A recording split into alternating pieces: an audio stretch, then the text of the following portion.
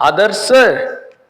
हाँ जी sir. Sir कहाँ हैं आप? सर मैं यहाँ हूँ। Coming coming sir coming. और सर कैसे हैं आप? आई एम गुड सर, आप कैसे हैं? बढ़िया बढ़िया सर बढ़िया। सर जैसे आपने अभी हमारे नालंदा के बच्चों को बताया जी कि जो रीनी 2026 था, बिल्कुल उसका पेपर एनालिसिस करके आपने बताया। बिल्कुल बिल्कुल सर। हम चाहते हैं कि जो बच्चे ऑनलाइन हमें देखते हैं, जी आप उनके बारे में भी कुछ बताएं, उनको भी कुछ बताएं कि रीनी 2026 में बायोलॉजी के इंपॉर्टेंट पहलुओं के बारे में। ओके सर चलिए क्विक रिवीजन लेते हैं फटाफट। बिल्कुल। जैसे आप हमें पता है कि लास्ट अब कल पिछले दिन हमारे जो नीट का एग्जाम था वो कंप्लीट हुआ है, और बायो के रिगार्डिंग अगर मैं बात करूं तो बहुत अच्छा पेपर रहा है एक मॉडरेट लेवल पर। तो चलिए इसका क्विक रिवीजन लेते हैं फटाफट। जैसे कि बात करें बेसिकली जो टोटल जो मेरा पेपर था उसमें मेन पॉइंट क्या रहे, अगर आप देखें तो बायोलॉजी रिमेन हाईली एनसीईआरटी, मतलब जिन बच्चों ने प्रॉपरली एनसीईआरटी को अच्छे से कंसीडर किया उनके लिए बेनिफिट हुआ। Second, plus one plus two में बायो का जो मैक्सिमम जो पार्ट था स्कोरिंग वो प्लस टू उसमें डोमिनेट रही है।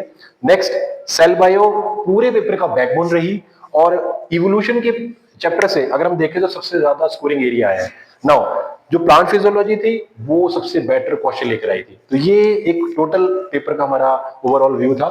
नेक्स्ट अगर मैं बात करूं कि क्वेश्चन के पैटर्न का डिस्ट्रीब्यूशन क्या रहा, सबसे पहली चीज कि हमारे पास जो मैच द फॉलोइंग क्वेश्चन थे वो 9 क्वेश्चन आए थे, स्टेटमेंट बेस्ड जो क्वेश्चन थे वो 8 आए, सीक्वेंस बेस्ड जो क्वेश्चन थे वो 6 आए, और असर्शन और रीजन हमारे टोटल 5 क्वेश्चन इस पैटर्न में इस बार पेपर में आए हैं।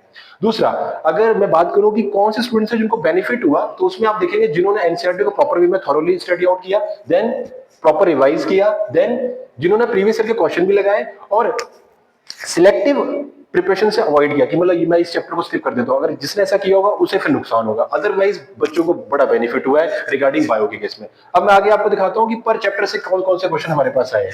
अगर मैं चैप्टर वाइज वेटेज में देखूं तो लिविंग वर्ल्ड से 3 क्वेश्चन आए, बायोलॉजिकल क्लास में 4, प्लांट किंगडम से 4, एनिमल किंगडम से 3, मॉर्फोलॉजी से 2, एनाटॉमी इस बार टोटल 0 क्वेश्चन आए, स्ट्रक्चरल ऑर्गेनाइजेशन से 2 क्वेश्चन आए, सेल यूनिट ऑफ लाइफ से 6 आए, बायोमोलिक्यूल से 2, सेल साइकिल सेल डिवीजन से 2 आए, फोटोसिंथेसिस से 5 आए, रेस्पिरेशन चैप्टर से 2, प्लांट ग्रोथ एंड डेवलपमेंट से 3 आए, breathing and exchange of gases से 1 क्वेश्चन, बॉडी फ्लूइड से 3, एक्सक्रीटरी प्रोडक्ट से 1 क्वेश्चन आया, लोकोमोशन से 5, न्यूरल कंट्रोल से 1, केमिकल कोऑर्डिनेशन से 3, सेक्सुअल रिप्रोडक्शन फार्मिंग पार्ट से 4, ह्यूमन रिप्रोडक्शन से 5, रिप्रोडक्टिव हेल्थ से 2, प्रिंसिपल ऑफ इनहेरिटेंस से जेनेटिक्स से 3 क्वेश्चन, मॉलिक्यूलर बेसिस ऑफ से 2 क्वेश्चन, इवोल्यूशन से 6, ह्यूमन हेल्थ एंड डिसीज से 3 क्वेश्चन, माइक्रोबियम ह्यूमन वेलफेयर से 1 क्वेश्चन, बायोटेक्नोलॉजी 1 से 4, और बायोटेक्नोलॉजी सेकंड से 1, ऑर्गेनिज्म एंड पॉपुलेशन से 3, इकोसिस्टम से 3, और बायोडाइवर्सिटी से 1। तो अगर आप ओवरऑल देखें जो हमने पहले बात कर ली थी कि इस बार डायग्राम बेस्ड जो क्वेश्चन थे वो टोटली 0 आए।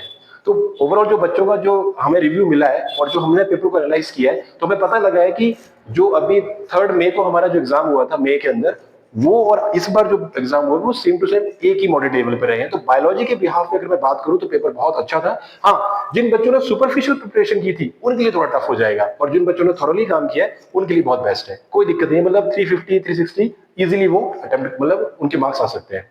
और अगर मैं बात करूं कट ऑफ के रिगार्डिंग, तो जैसे कि बच्चे बोल रहे हैं और हमें एनालिसिस भी, और हमारे केमिस्ट्री वाले सर से हमारी बात हुई है, फिजिक्स वाले सर से बात हुई है कि जो फिजिक्स और केमिस्ट्री वो पोर्शन थोड़े से हार्ड रहे हैं कंपैरेटिवली पिछले वाले पेपर से। तो उस बिहाफ पे कट ऑफ जाने के जो चांसेस है वो आपके लो ही रहेंगे।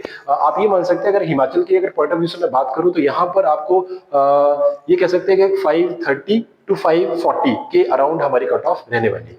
Thank you so much, have a nice day.